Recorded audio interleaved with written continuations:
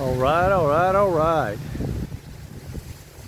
Another sunny day in the Philippines. Been hot here lately. We're in the dry season. Summer is here. Wanted to just let you guys, I'm doing another video here. A few little things. We actually have built a storage unit, which I thought was a pretty good idea on a trip and fall here. If you go to City Hardware, this same unit stretched out is about $4,000, and it's just this flimsy wall board. It's almost like a greenhouse material with the little square air pockets in it. So anyway, we did this here just to give you guys an idea of, you know, what it cost, and you know, something maybe you would be interested in. I'll give you a rundown. Here's it's 12 by 12. It's the corrugated metal here. You can get whatever color you want. We're actually not quite finished with it yet. We're doing the soffit material, which is also aluminum. This here is put together with screws. Everything is steel. Actually, I wanted to do steel for the rafters, but my guys, of course, they did some things on their own. You know you guys have never run into that in the Philippines before, but yeah, it's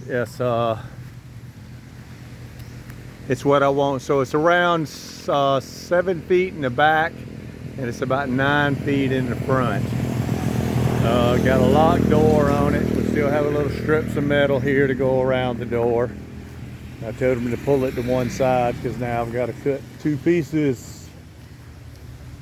But you know, like the old saying goes, you want it done right, do it yourself.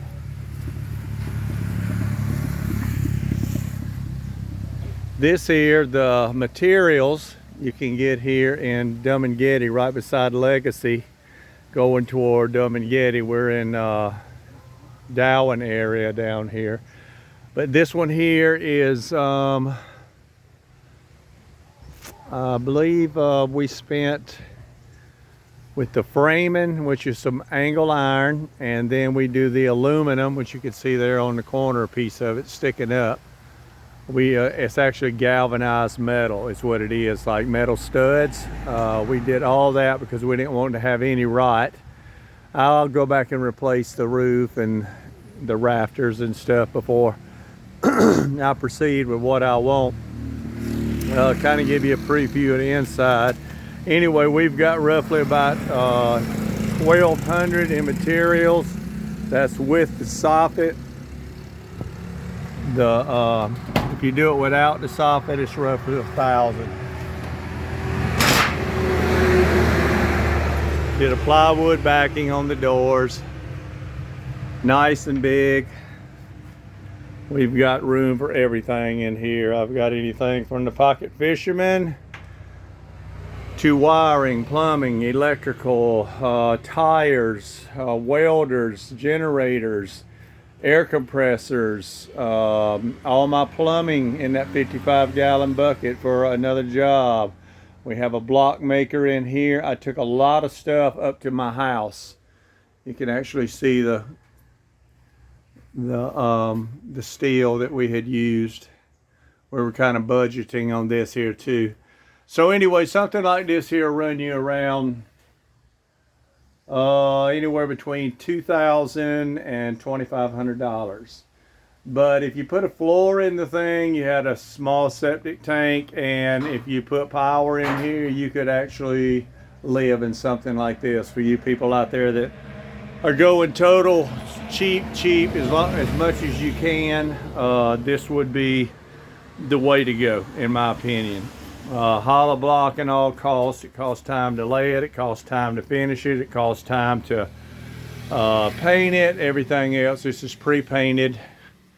Here's some doors that we had left over on a job. Solar panels. And just looking for more efficient ways for people here. Actually, you can do, I've seen in town, to where they do these buildings, these steel buildings that they're putting up now, 2- and 3-story. They're just doing the columns and they're filling in all the outside instead of hollow block. They're doing cement board, metal studs and cement board. So yeah, we got all our scaffolding here. We got all our steel up there, all our soffit up there is all in packed away. Extra rebar. So you've seen this lot before. It is 2 lots. It is 1,150 square meters. We're probably going to be cutting it in half and selling half of it. So it'll probably be around, the bigger lot for sale will be around 600 square meters. So we paid 2 million pesos for it, so we'll probably be asking $1 million for this one here when we decide to sell it, and if we decide to sell it. We're bringing in a trackhoe first. We're going to do a lot of work here because back here in this back corner, right there is the property line, which that would definitely have a solid block wall to block everything that's undesirable as far as looks, okay, and privacy. You want your privacy. But this here goes, there's 2 big double rocks back there. You'll see. There's actually, all right, to the right of those double rocks, so you see it's 3 coconut trees. So the far right one, that's the back property line. Front property line is right over there, well, on the other side of that coconut tree. So this whole lot here, all these rocks, we're going to move all down here. We're going to level all this up here. So it'll be a nice lot. You know, I mean, it's fine with me. I'd probably like to keep it myself. But, you know, everything is negotiable in a situation like that.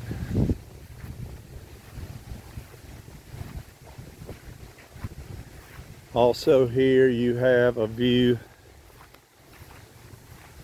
of the mountain back up there at the top. This is a brand new house here that a Filipino just built, so it's nice. But yeah, the wall would continue all the way back here and then encumber this, so you could fill the whole thing in and have a lot more to work with.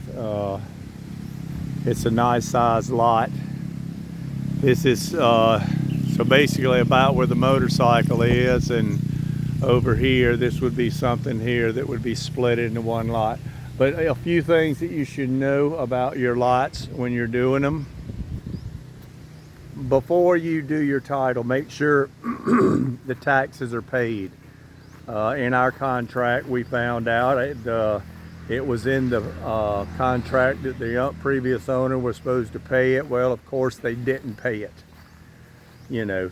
So, you know, they took the money that we gave them and they won't pay it. So pretty much they're liars, they're thieves in my book. You know, when you make a promise and you give your word, you know, that's everything. So, you know, I will never, I think they may have some more property here, but I will never let anybody know or recommend these people here whatsoever.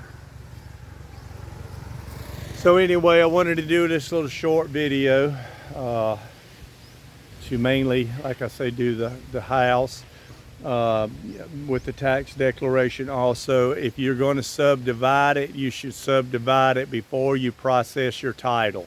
It's about $100 to split it up and map it out, and so it's recorded or whatever. But do that before, because once you start the title process, you'll be paying twice for it.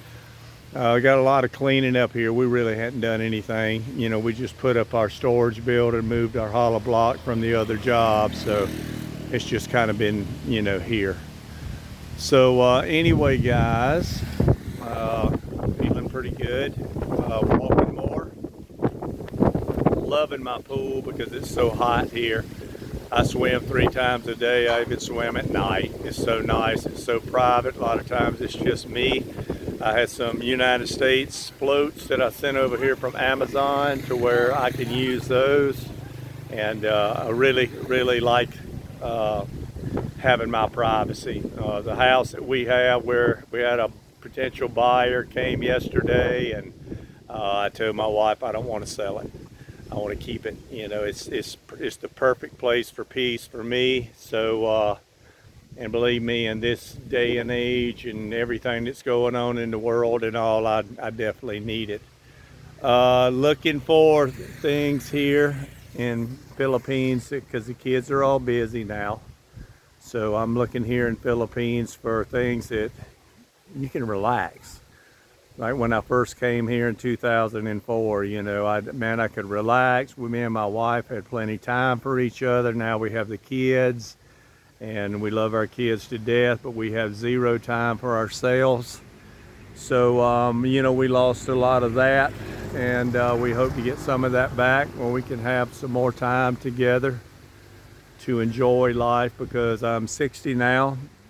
Life's moving on, and it moves fast. So for all you guys out there, you take care. You know, I'm not gone yet.